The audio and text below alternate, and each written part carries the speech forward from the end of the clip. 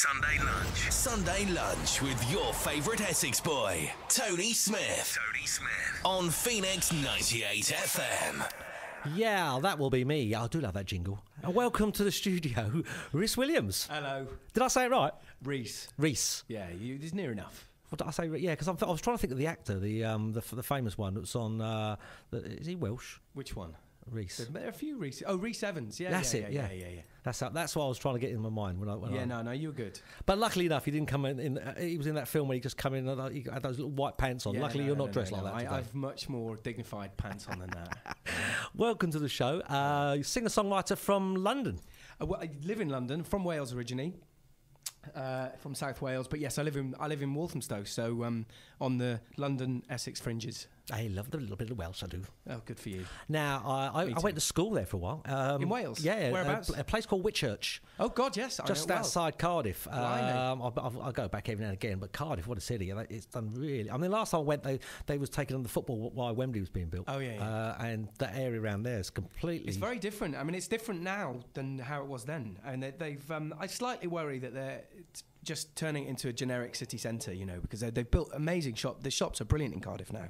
But it's slightly lost its character, as happens to any sort of town when there's lots and lots of development. On the one side it's good, and on the other side it loses a bit of its history and heritage, which is a bit of a shame. Yeah. Well, what do you make of Essex now then? Because obviously we've got Towie here, people go, they come on tour. Carp, anglers, it's wall-to-wall anglers. If it's not people with orange faces, it's fish. It's sometimes fish with orange faces.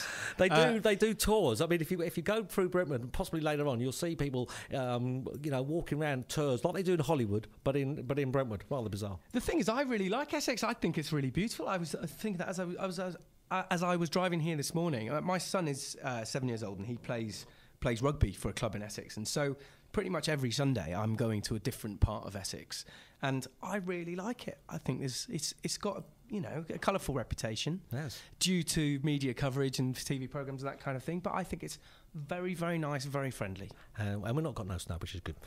Let's get to the music, because for the listeners, how would you class your musical genre, as they call it? I've always, ever since I was a kid, loved pop music. And for me, that's just... I love really beautiful melodies and nice, short, concise, 3.5-minute kind of songs that sound good on the radio.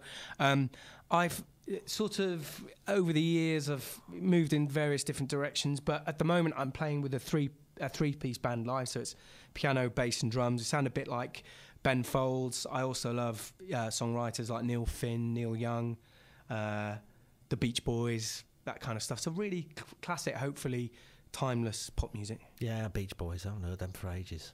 They're still good. I saw them live last year. When obviously you never know which Beach Boys are going to turn up if you go and see them live. Slightly worrying. There's a band, called the Beach Boys, with none of the original members.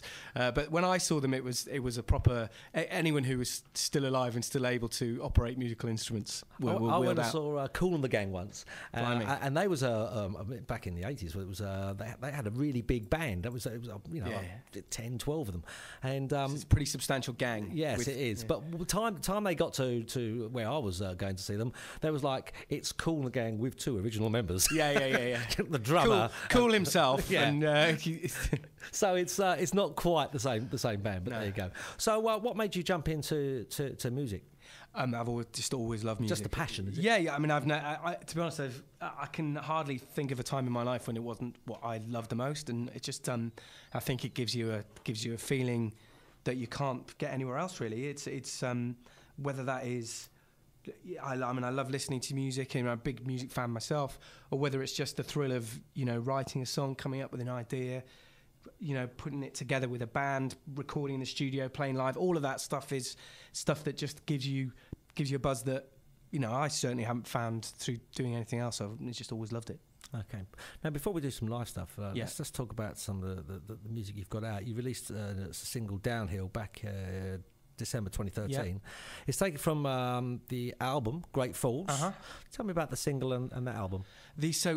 Single first. Downhill is a song about the moment in your life where things sort of turn from half full to half empty, where you suddenly realise, hang on a minute, maybe my glory days are behind me. I've obviously decided through the course of the song and through singing it live that they aren't behind me, but, you know, it's one of those things that occurs to you from time to time. And then the album, Great Falls, is I hope, a really catchy collection of, you know, big pop tunes. I mean, that's the, you know, it's had some really good reviews, lots of acclaim, lots of good radio play. So I'm really delighted with how it went.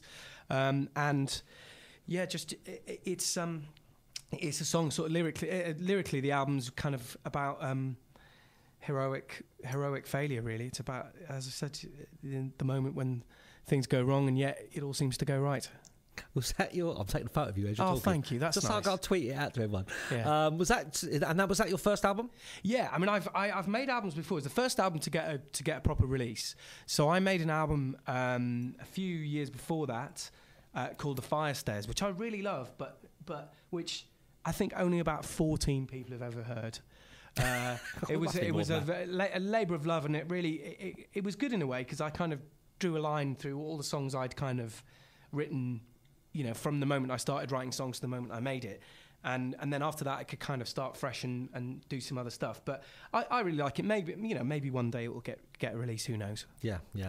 Now, you've been recording recently at the RAK Studios. Yeah, Rack. Yeah, Miss Mickey Most's studios. It's a really delightful old kind of vintage place. Looks great. I mean, I've seen the pictures on Facebook. Yeah. You've been saying how good it was there. Looks like look from the pictures. Look like you're having lots of fun. Yeah, always. It's great fun. Is this for work on a new album or new tracks? Yeah. So we're about halfway through. We've recorded 6 tracks that are pretty much nearly finished, and then another 6 tracks which we've done bass and drums and piano for, and which we're going to come back and finish from mid-Feb. So I'm hoping to have a single out at some point in the spring, and then for the album to be out in the summer. Okay. It's untitled at the moment. It is untitled. I was thinking, as I was driving here today, should I think of a title on the way and premiere it on this show? But then I thought, I'm just going to end up, you know, reading a road sign and then saying that. Turn left. So I'm afraid, turn left, exactly. Welcome to Brentwood. 6 miles. It has no name, but there's a few candidates, but none that I'm prepared to reveal just yet. So tell me about the Spandau Ballet bit, because I every time I look on Facebook, there's a little thing about Spandau Ballet. You might call it something. You have. Oh no! Sorry, no. Now that it makes perfect sense now. I was looking at you, thinking, "What the hell is he talking about?" I can't remember what the Spandau Ballet thing was, but I've been stalking your Facebook. Thank you. No, thank you. I appreciate it. At least someone's listening. There's a running joke with my band. I mean, I've played, as I said, with 2 other guys. The band itself doesn't have a name, so it's the project is me and my name. And we have a running joke pretty much every time we play that we're going to think of a new ridiculous band name. So we've come up with Gazpacho Balls. I like that one. Gazpacho Balls. What was the other one? Robot Napoleon. I really like that. Yeah. So we just keep coming up with ridiculous band names. None of these will ever stick. None of these will ever appear on an album. It is literally a way to childishly amuse ourselves. They kind of sound like cocktails, don't they? They do. They do a bit. The thing I'm always thinking about is the Knowing Me, Knowing You with Alan Partridge, which is on BBC Two, and his house band had a different name for every show. So it was Glenn Ponder and Ferrari. Uh-huh. You know, that kind of thing. Yeah. So it's inspired by that, but it really is just a joke. Okay. Well, we're going to do a first track. Track of 3 that you're going to be singing live for us in the studio. What have you chosen for your first track? So the first one I'm going to play is a song called Homes on Fire, which is a song inspired by, it's going to sound like a funny choice of words when I explain what it's inspired by the riots in London a few years ago. I read an interview with a young lad who had been one of the kids who'd, you know, busted into JD Sports or you know, whatever it was they were doing, like nicking tellies from Curry's, and this kid had been arrested, convicted and had actually served a small sentence. And they were interviewing him after the event, saying, what was it like to be involved? And I think they expected to get this kind of hard luck story of, it was terrible, worst mistake I ever made. But all he could talk about was how exciting that time was in London. And he said, no one will ever be able to tell me, no matter what's happened to me during or since, that wasn't the most exciting night of my life. And I thought, actually, sometimes when you talk about these kind of events, you talk about it as a what's gone wrong in that kid's life, or let's try and find 900 reasons why it happened, and that kind of stuff. From, is it absent fathers, is it the economy, is it whatever? And I think that people ignore the fact that for young kids with nothing to do, that's really exciting. So I wanted to write a song about how exciting the riots were. I mean, obviously for me personally, they weren't exciting. I saw some kids chuck a bollard through a shop window. That's about as exciting as it got, and I was driving away at top speed at the time in case they chucked a bollard at me. But for people who were involved, that was really exciting, and I thought, no one is singing that song, so that's what I want to do. Okay, when you're ready, take it away. Okay.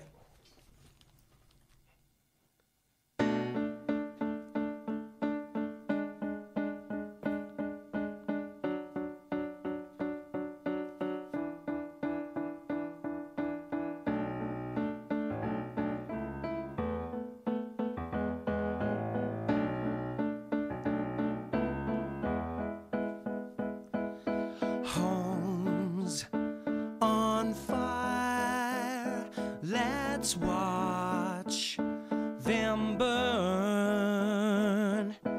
Bad news wire, dark thoughts, wrong turns. Let's breathe a little life into the land. Hotline right up to high command. Throw your arms around my neck. I want just one thing for myself.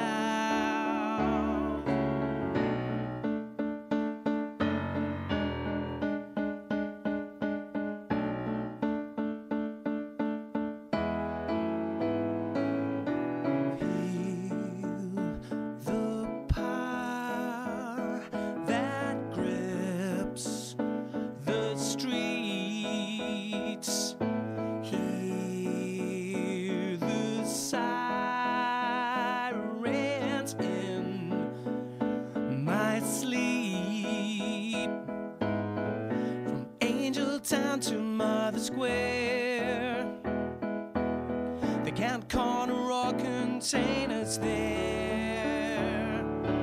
Throw your arms around my neck. I want just one thing for myself. Town down to its knees, to get the things I want for free. Cut short their holidays and fly tonight.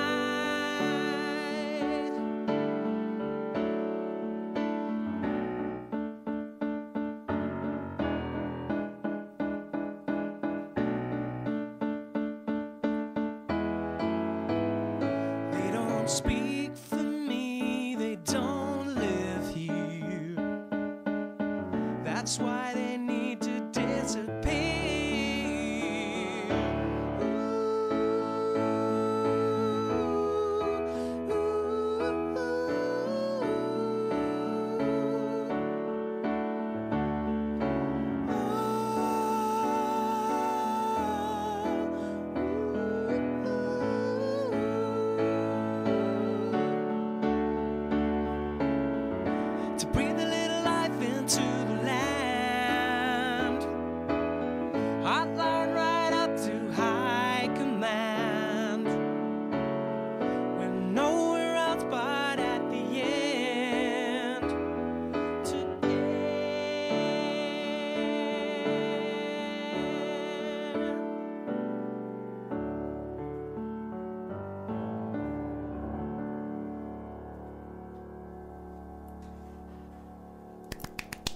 thank you.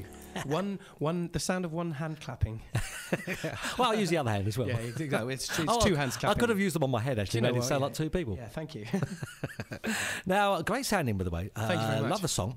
And I must tell everyone about it because you will. So I've just tweeted a photo of you on Twitter. Oh, that's very nice. By the way, if you're not following us, mine is at DjTonysat, and Rhys's is... Rhys Williams 2. So Rhys is RHYS, the Welsh spelling, RHYS Williams 2, the number 2. And we've just tweeted him out because you're playing keyboards live. That's not a backing track. He's a live session in the studio. And when Rhys turned up at the studio, he brought in what seemed to be like it looked like he was going skiing or something. Yeah, it's a monster. It is a monster keyboard. It's a big beast. And but it does. It sounds fantastic. Brilliant. I would have gone with the small one.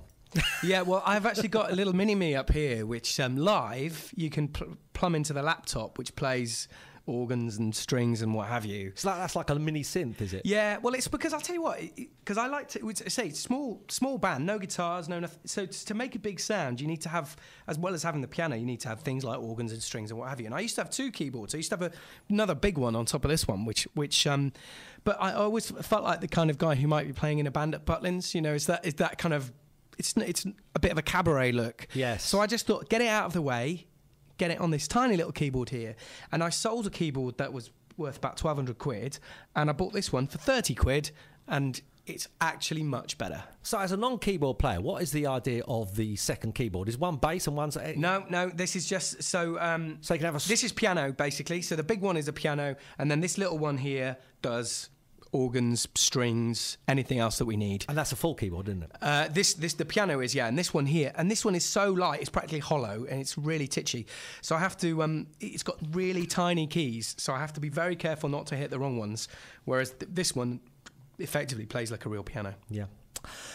Now, you've recorded at Abbey Road. Yes. Sung at the Albert Hall. Twice. Pretty good. Tell us about that. Amazing. Well, Abbey Road first. So I write with a singer called Sian Cross, who's making her debut album at the moment. And we recorded some tracks at Abbey Road because she knew an engineer who worked there. And the engineers who work there can get downtime. So if the studio is not being used, then you can get in and record. Obviously, it means if someone wants to come in and use it, they bump you. So we were due to record in Studio One, which I think is like one of the largest recording studios in the world.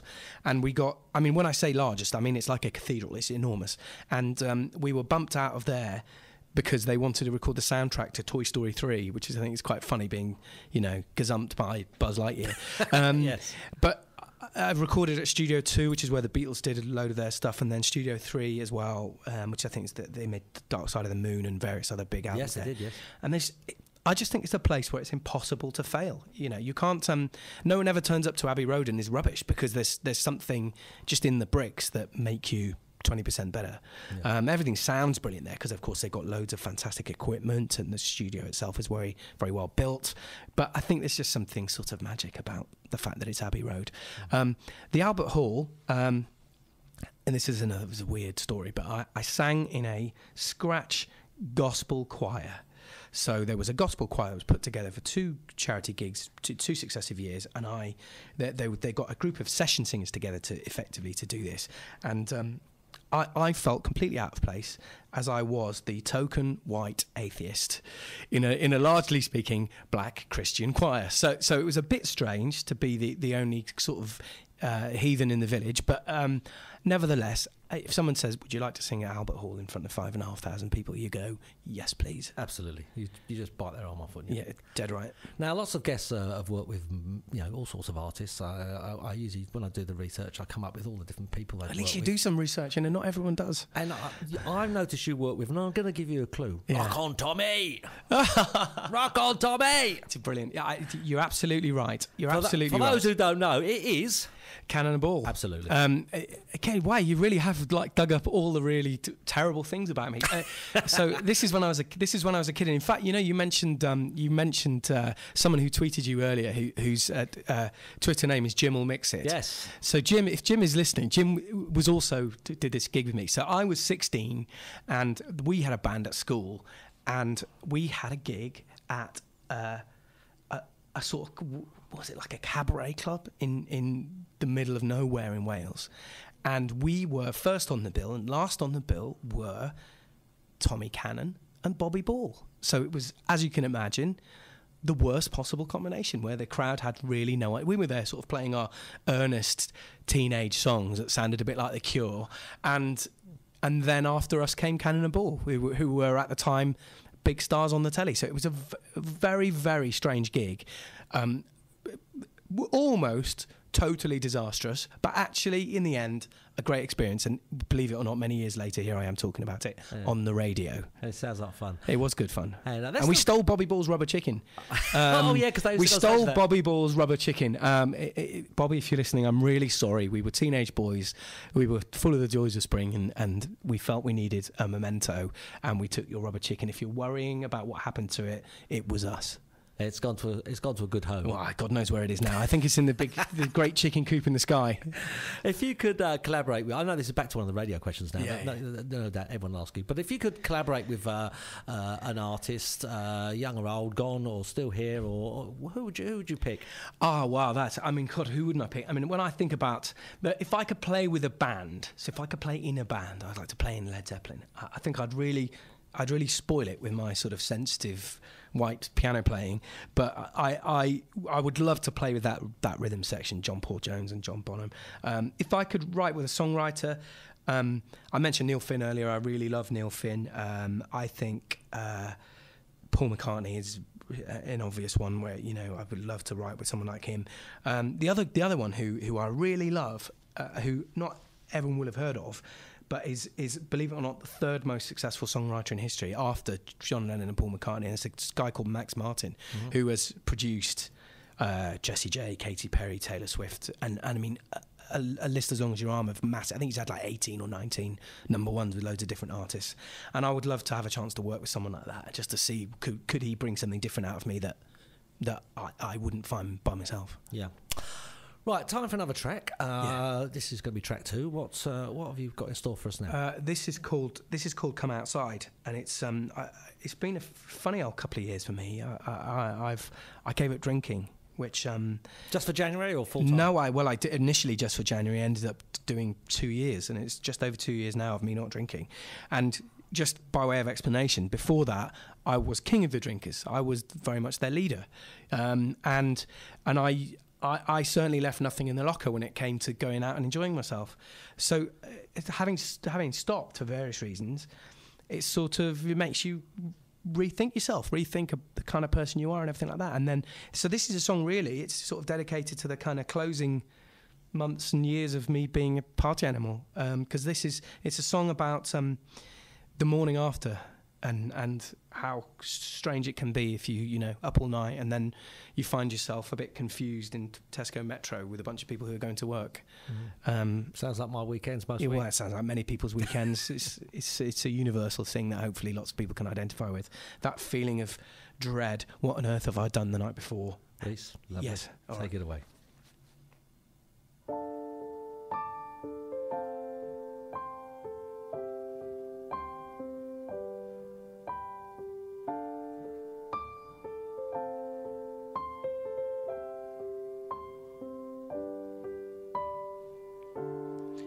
From a smashed apartment window,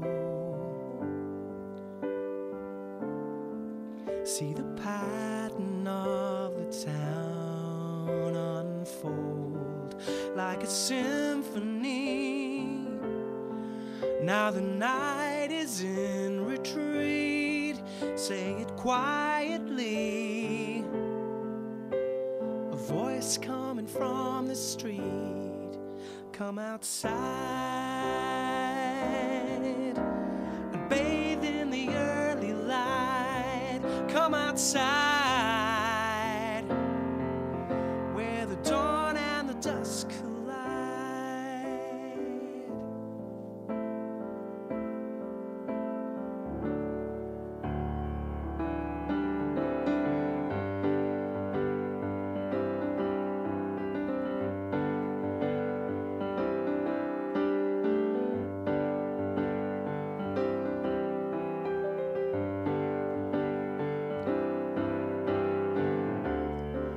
The apostles are the bottles are still hanging from the night before. They're my light and heat when the world is cold and bleak. They're my family. The voice coming from the street. Come outside and bathe in the early light. Come outside where the dawn and the dusk collide. Come outside. There's a way you can feel alive. Come outside. Yeah, yeah. The wind rattles through my bones. I stumble on again alone, determined to get back to you. To reign for 1,000 years. The game is on. I want to tether your heart to me eternally.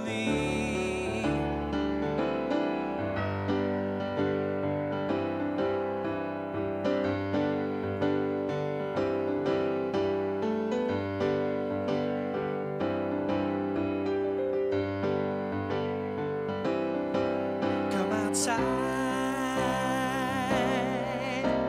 and bathe in the early light. Come outside where the dawn and the dusk collide. Come outside.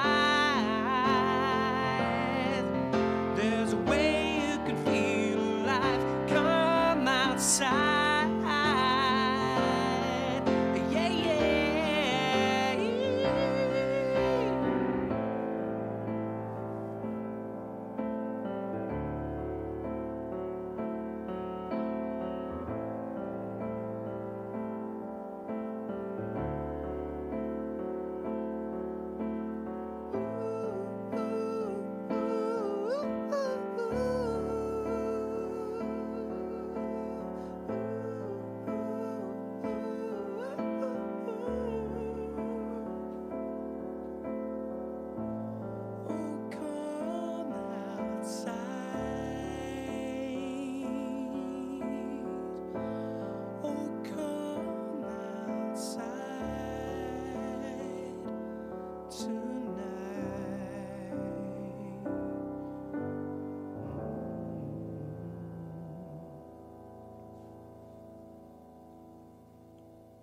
Sunday Lunch. Sunday Lunch with your favourite Essex boy, Tony Smith. Tony Smith. On Phoenix 98 FM.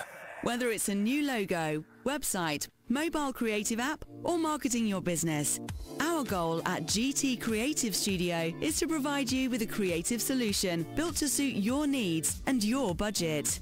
For over 10 years, we've specialised in web design and brand development and provided award-winning creative services to hundreds of local businesses. GT Creative Studio, High Street, Brentwood. Winners of Essex Digital Awards 2014. For a free consultation, call us on 01277 849 161 or check out our portfolio at gtcreativestudio.co.uk. Let's get fit for 2015. There's no better way than the mud-crawling, heart-pounding, adrenaline-bursting, mind-challenging, obstacle-crazy Mud and Madness. It's on Saturday the 7th of February in Upminster, an assault course 7.5 kilometres long. Sign up now at sfh.org.uk. St Francis Hospice, providing care free of charge for local people affected by a life-limiting illness. There are times in your life when you'll need a solicitor. Here at DPP Law, we can help you with criminal, family, mediation, personal injury, and mental health matters. Whatever you need help with, your solution starts with a phone call. Call DPP Law today on 0800 027 7870.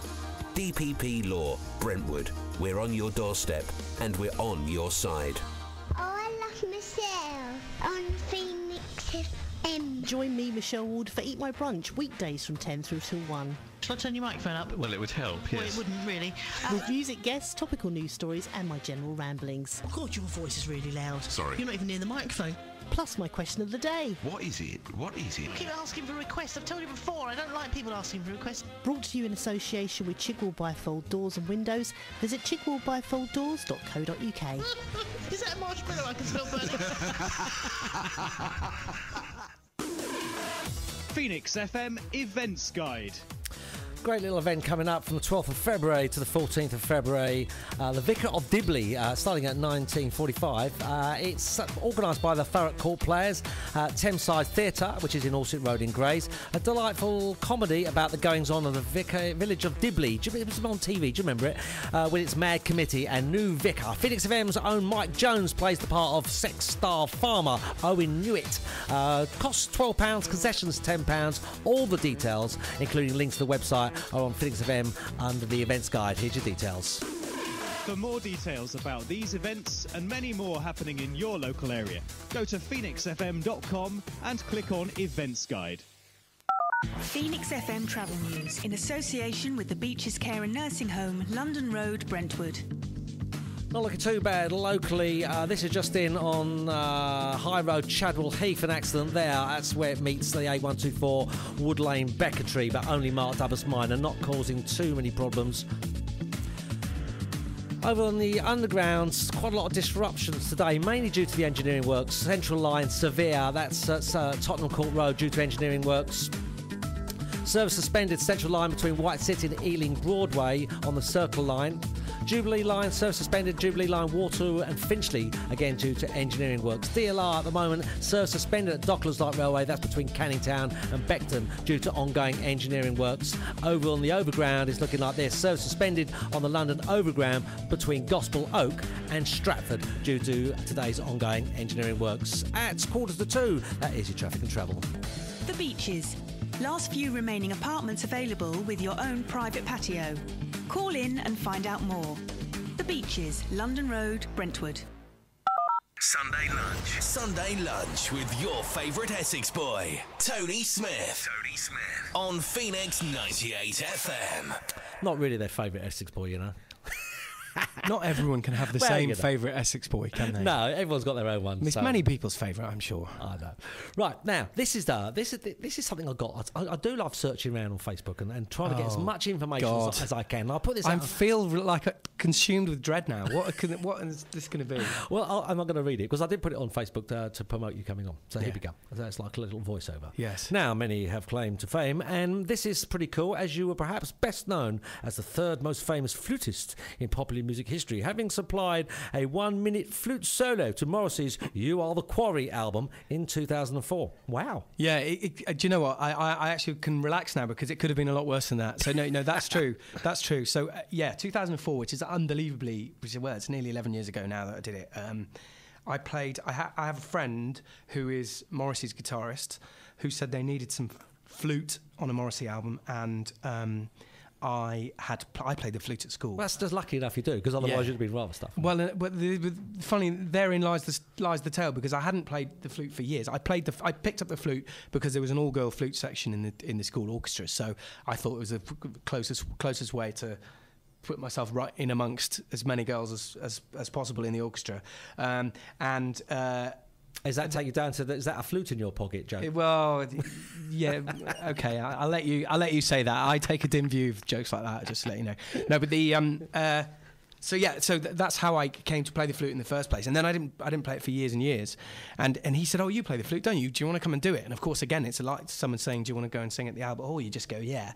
And it was only after I put the phone down that I thought, hang on a minute, I can't really play the flute. This is going to be a disaster. So I bought myself a book, Teach Yourself the Flute, grades 1 to 6, and practiced every day for 8 hours for a month. And then did the session and then did some live dates. So I got to play it places like the MEN Arena in front of 20,000 people, which was really very exciting. Do you think, when you go out, I mean, obviously the flute's a lot easier to carry around than... Well, it is. It's practically weightless. And you get less jokes from me about it as well. I mean, because although, you made a joke about the piano as well, Tony. So no, it's fine. To be honest, it's I joke about being the third most famous flautist in popular music history, you could probably only name 3. So I just put down I'm the least famous flautist in popular music. I couldn't even name one. James Galway, the dude out of Jethro Tull. Mm-hmm. That's it, and me.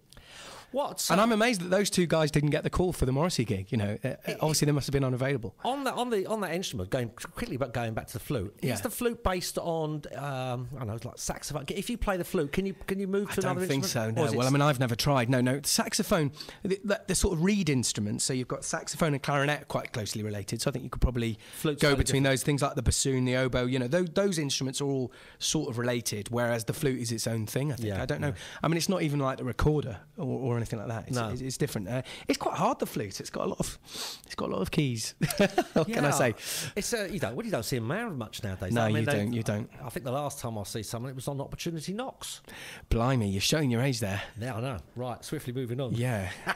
Now we were talking about earlier on about the group. Yeah. We just move back to it quickly because when you gig, you play with a group. Yes. The group with no name, yes. Called it. But who's in the group and who does what? Let's say hello to them. So okay, let's say hello to them just in case they're listening. So on the drums is a guy called Sam Stopford, who is a superstar drummer.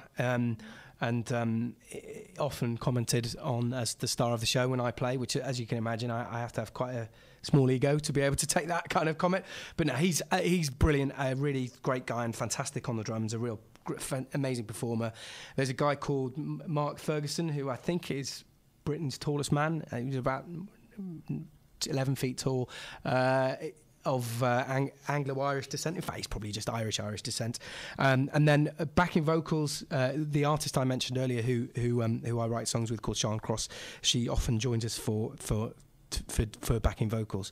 So it's just really been a settled sort of lineup for the last 4 or 5 years, and I love it. It's having been in many bands over the years, it's the most band-like band I've ever been in, even though it's a solo project.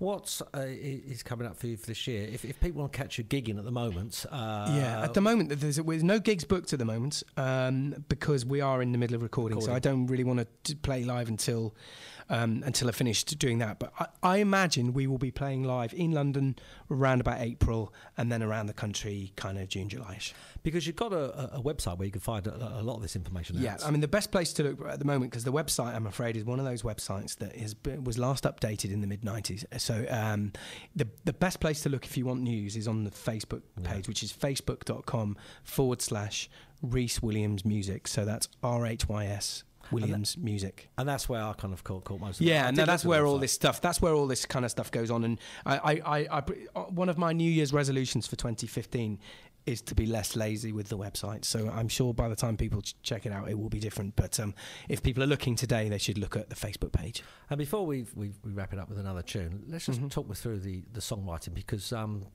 earlier on you was talking about one of the songs you've written and how you got to writing that. Are a lot of your songs based on, real life experiences? I mean, with a keyboard player in particular, playing the keyboard, do you kind of do a melody and then put your words to it, or do you do words and then try and write around that? Well, there's 2 questions in there, so I'll answer the second one first, if that's all right. So always music first. So on my phone, if you were to take a dial through the voice memos on my iPhone, every single day without fail there's a different melody comes to me. So I've got a stash of about 200-300 melodies at any one time, and sometimes they come with nonsense words, so I'll just be sort of scatting along with a tune I've got in my head.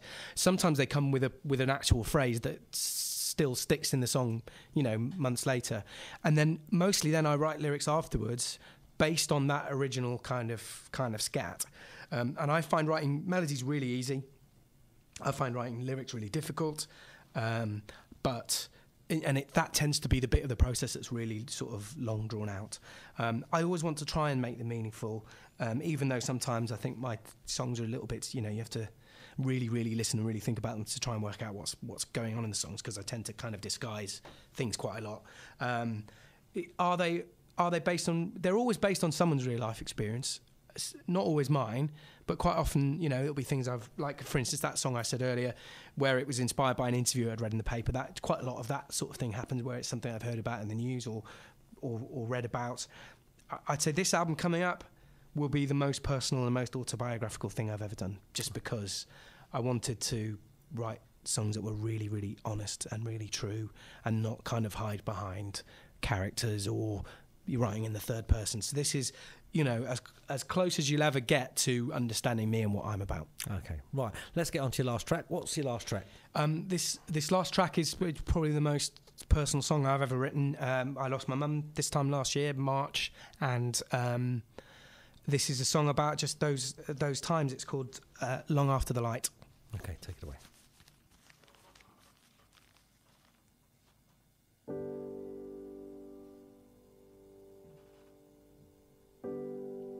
If today is not the end, then how bad will things be then? A hymn sung on a hillside, a cold you can't imagine. There's a Bible by the bed, but your eyes won't let you rest. Hold on to your last breath for an hour and we'll be there, coming to show you you're not alone. This is where it all starts from. Trees in the shade turn silver and gray after all the light has gone.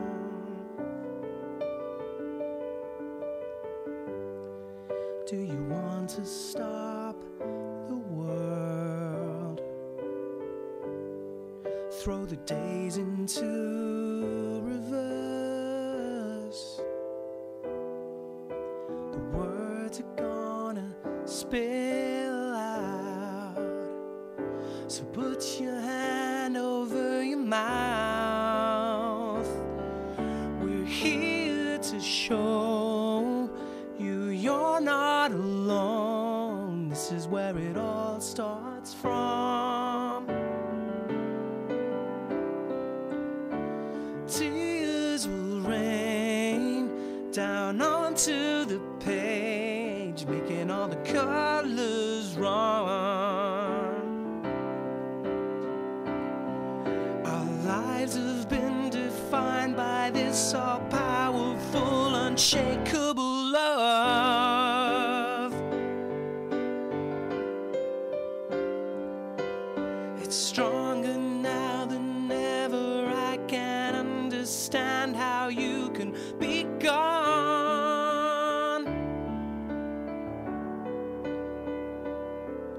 I'm here to show you you're not alone. This is where it all starts from.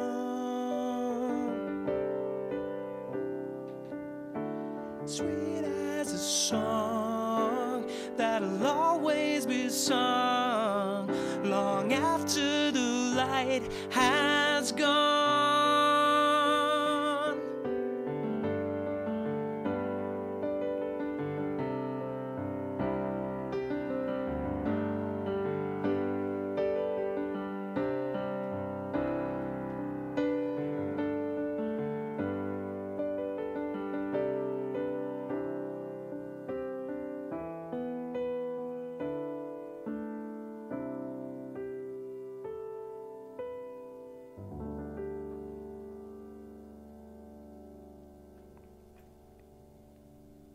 I didn't want to stop it. I was just letting the tone of the piano just like fade out. Oh, thank you. It's like I could talk to you all day, but sadly the time has got someone's outside wanting to come in. That's the next % waiting to come in. Listen, before we go, let's just run through. You can catch on Twitter. Yes, Rhys Williams 2. So that's RHYS Williams 2, the number 2. And Facebook is facebook.com/Rhys Williams Music. Okay, great stuff. Well, I shall be putting this up if you missed the interview. Now, a few people have tweeted in saying, can we listen to the interview again? And the answer is absolutely yes, you can.